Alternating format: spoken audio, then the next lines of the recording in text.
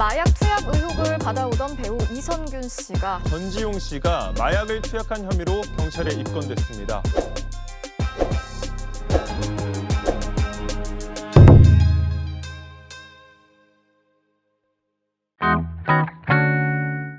안녕하세요. 로맨티스트의 신동희 변호사 김장천 변호사입니다.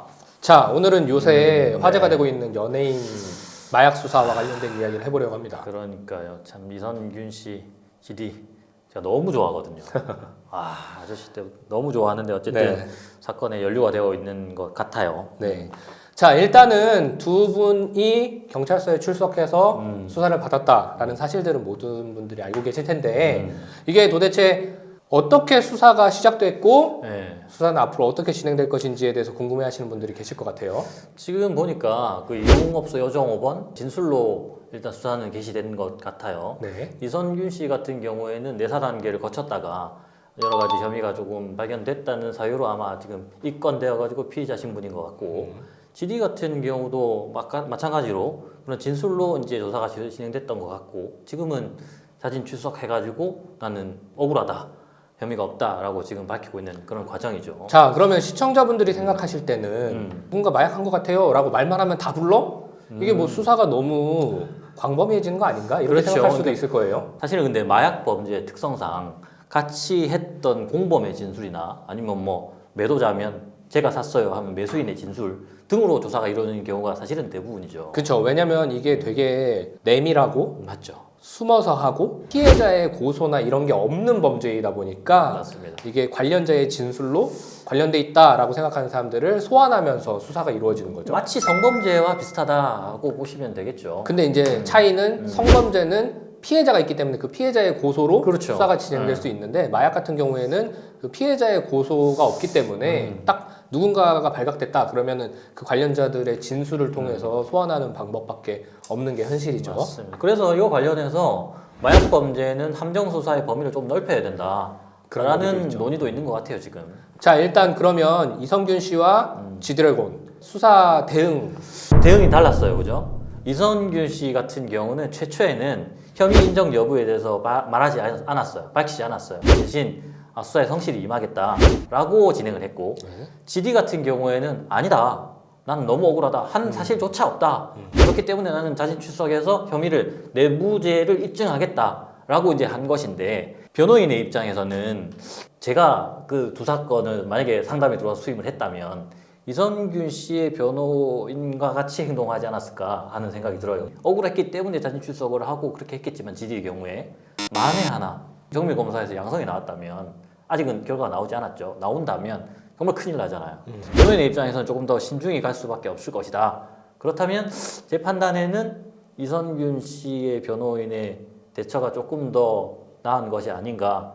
하지만 그 GD의 변호인의 입장에서는 GD가 난 너무 억울하니까 나 이렇게 하겠다라고 아마 강하게 변호인과 상의를 했을 겁니다. 그렇다면 알겠다. 그렇다면 이렇게 해보자 라고 하지 않았을까 싶어요. 그리고 제가 만약에 지드래곤의 변호인이었다면 일반적으로 저희가 마약 사건 변호를 해보면 그 피의자가 최대한 수사를 미루고 싶어하는 경향들이 있어요. 그럴 수밖에 왜냐면 없죠. 마약을 실제로 투약한 경우에는 좀 시간이 많이 지나야 그렇죠. 내가 마약이 검출되지 않을 것 같다라고 생각해서 그런 것 같아요. 근데 이렇게 피해자가 빨리 가서 수사를 받겠다라고 하면 진짜로 안 했나 보다 라고 그렇죠. 생각을 할 수 있을 것 같아요. 그런 측면에서도 정말 무죄가 맞다면 사실 GD는 그렇게 말하고 있으니까 그렇다면 그 대응이 좋을 수도 있습니다. 결국에는 이 투약 여부를 객관적으로 증명할 수 있는 것은 양성 여부가 그렇죠. 나오는지이잖아요. 최종적으로 음성이 나올 경우에는 실제로 처벌까지 가기는 쉽지 않을 거예요. 사실은 검사님이 그 여정호번의 진술이 있기는 하지만 지금 이선균 씨 같은 경우에는 정밀 검사에서까지 음성이 나왔잖아요. 네. 그리고 난 이후에 여정호번이 뭔가를 줘서 내가 하긴 했다. 하지만 나는 그것이 마약인 줄 몰랐다. 마약의 고의성을 부정하고 있거든요.